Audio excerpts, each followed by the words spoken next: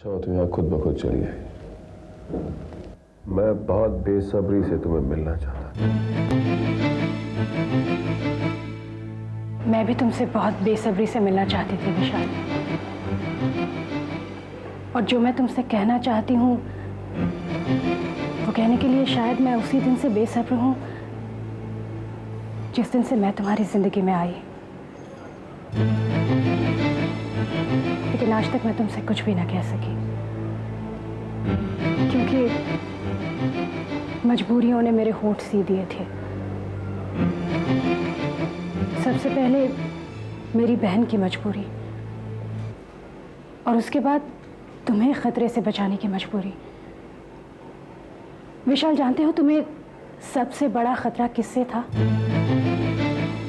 उस औरत से जिसे तुम अपनी मां समझते हो। हाँ विशाल, जिस औरत को तुमने पागलखाने भेजा था वो तुम्हारी मां नहीं थी, उनकी हमशक्ल थी, जिसने पुलिस से बचने के लिए अपने ड्रग नेटवर्क को दोबारा शुरू करने के लिए इस घर में माजी की जगह ले ली थी। वो मेरी माँ है या नहीं ये तो मैं नहीं जानता, लेकिन इतना जरूर जानता हूं कि तुम मेरी बीवी नहीं हो।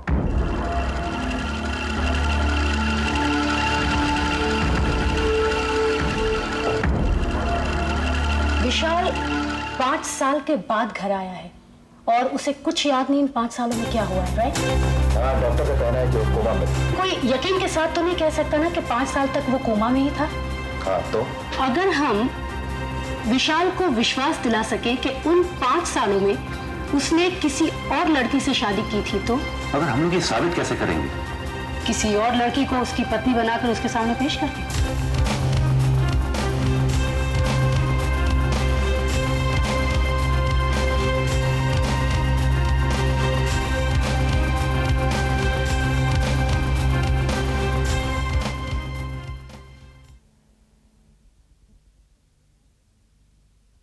विशाल, मेरे पास अपनी सफाई में कहने के लिए कुछ नहीं है, क्योंकि तुमने अभी अभी जो भी देखा है वो सब सच है, और उसके लिए तुम मुझे जो भी सजा देना चाहते हो उसे मैं भुगतने के लिए तैयार हूं।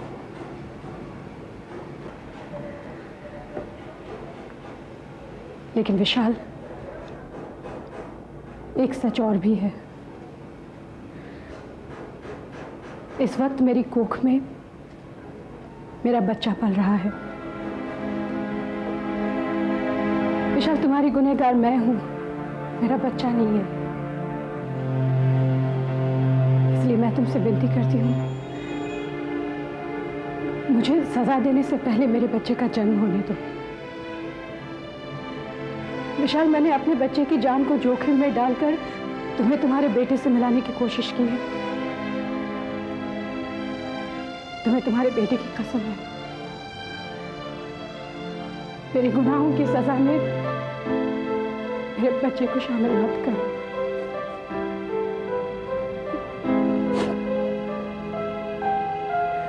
I beg of you, Vishal, please.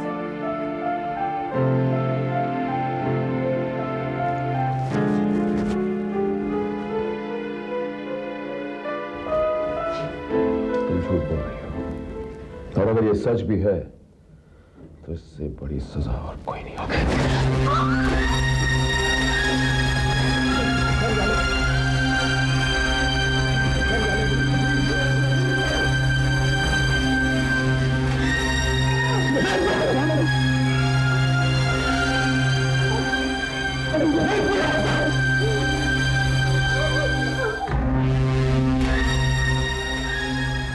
आप? ताज्जुब है, मेरे हाथ के करारे तमाचे खाने के बाद भी आपने मेरे घर में कदम रखने की जुर्रत की। ताज्जुब तो मुझे भी है कि हवालात की सूखी रोटियां काटने के बाद भी आपकी अकड़ अब तक गई नहीं।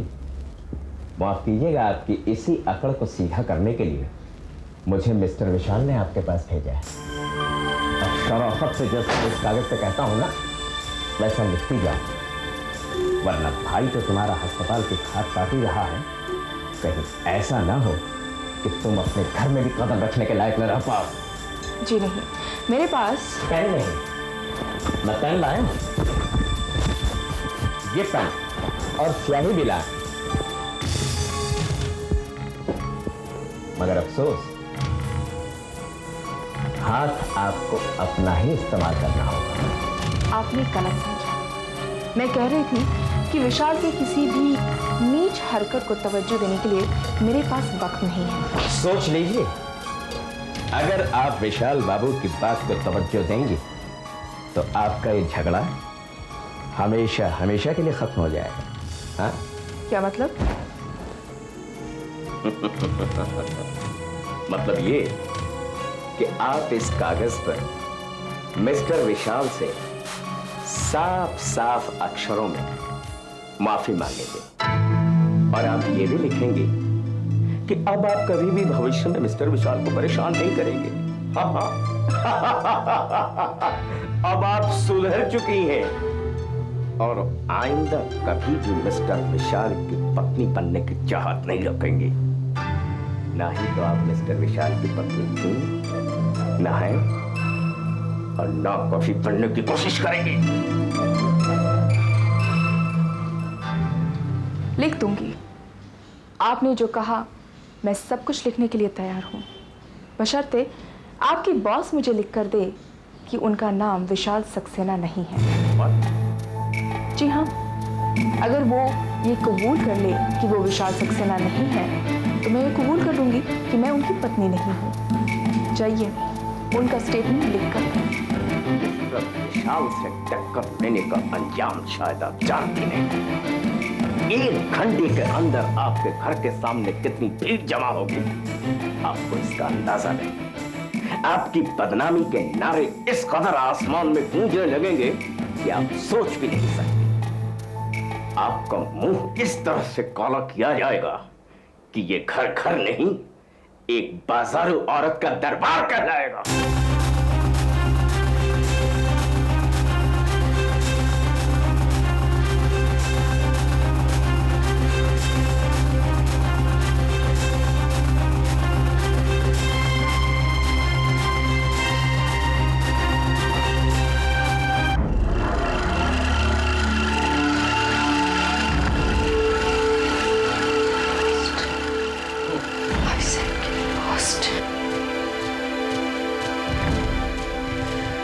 I said get lost.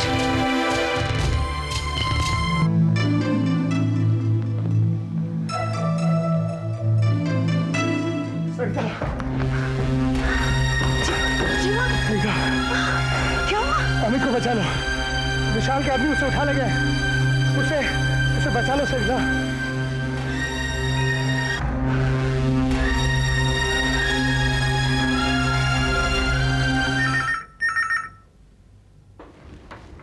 Hello, मेरा बेटा कहाँ है? अब तुम अमित से कभी नहीं मिल सकती सरिता, कभी नहीं। मैंने उसे इस देश से इतनी दूर भेज दिया है कि तुम्हारे आशिक की वर्दी उसे ढूंढने के काबिल है। मेरा बेटा सिर्फ मेरा नाम लेकर जिएगा, अपनी मां के नाम पर थूकेगा। विशाल, तुम्हें इस हरकत के लिए बहुत बड़ी सजा भुगतनी पड़ेगी। तुम जो चाहो कर लो सरिता, फिर भी जिंदगी में अपने बेटे की सूरत तुम्हें कभी नसीब नहीं। नेवर।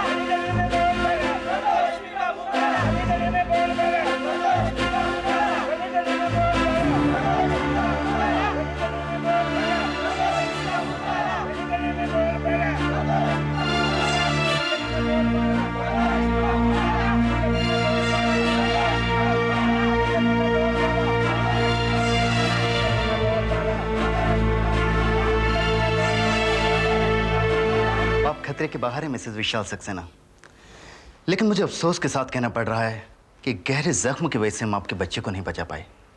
सच तो यह है कि अब आप कभी मां नहीं बन सकती। We are really sorry।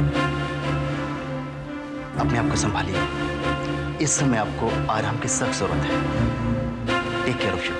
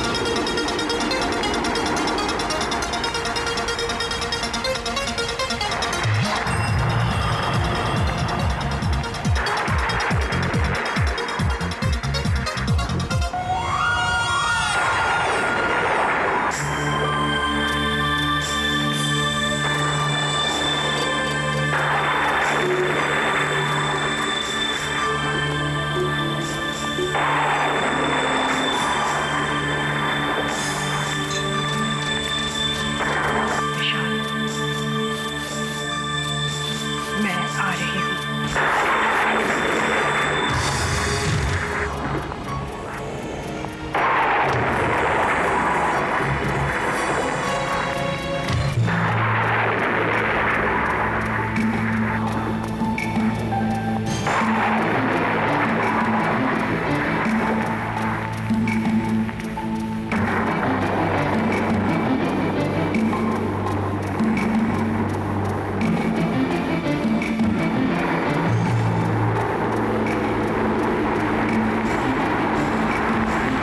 विशाल, मैं आ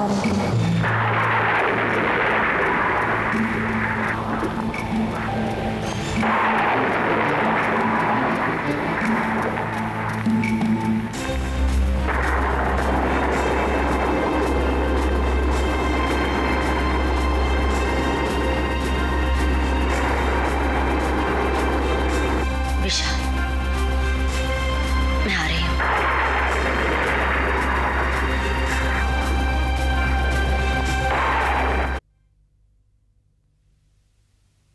आइए बाजी।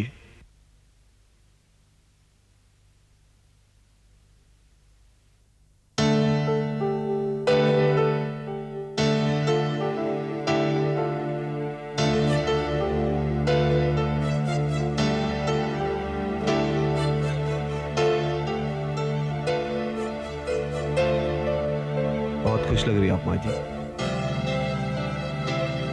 अपने घर लौटी हूँ, अपने बेटे के पास।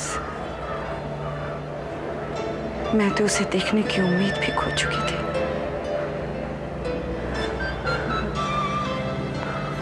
एक बात बता, तू अंजलि का दुश्मन बन गया था।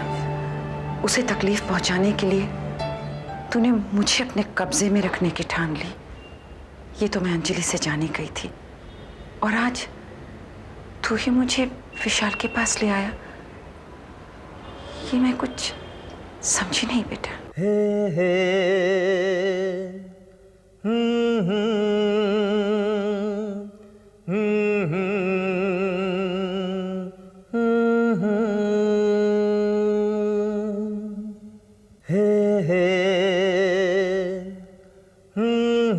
यूं समझ लीजिए कि अंजलि की बहन की मौत का जिम्मेदार कुछ हद तक मैं अपने आप को मानता हूं।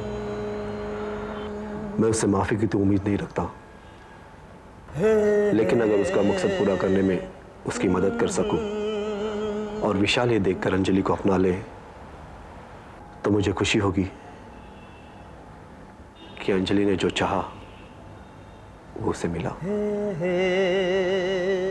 मैं चलता हूं माँ जी। अरे नहीं, विशाल से मिले बिना मैं तुझे जाने नहीं दूंगी बेटा। विशाल, विशाल, लगता है घर पे नहीं है। मैं जरा ऊपर जाकर देखती हूँ। माँ जी, ये नोट। अरे, ये तो विशाल की लिखाई है। हाँ, पर आप इसे मत पढ़िए। क्या लिखा है इसमें? अमर, अमर बता क्या लिखा है इसमें? माँ जी, इसमें लिखा है, हो सकता है मैं कल तक ना रहूं, हो सकता है आज रात मेरा कोई कत्ल कर दे। नहीं, नहीं, विशाल, विशाल।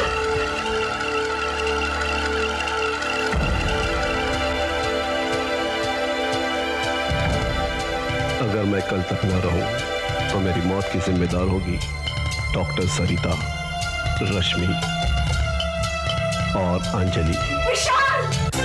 विशाल! विशाल मेरे बच्चे, तू मुझे छोड़ के नहीं जा सकता। विशाल! विशाल! विशाल! विशाल! विशाल! नहीं जा सकता। हेलो, इनको दोस्त, सर मैं अमर चौहान बोल रहा हूँ।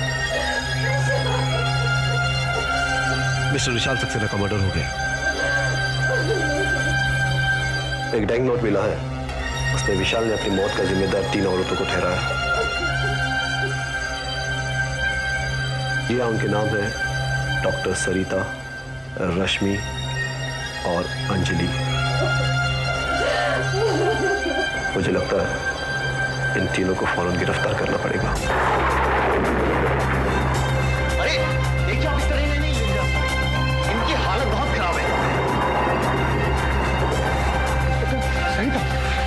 आप मेरी बात का यकीन क्यों नहीं करते? आप ऐसा नहीं कर सकते इंस्पेक्टर।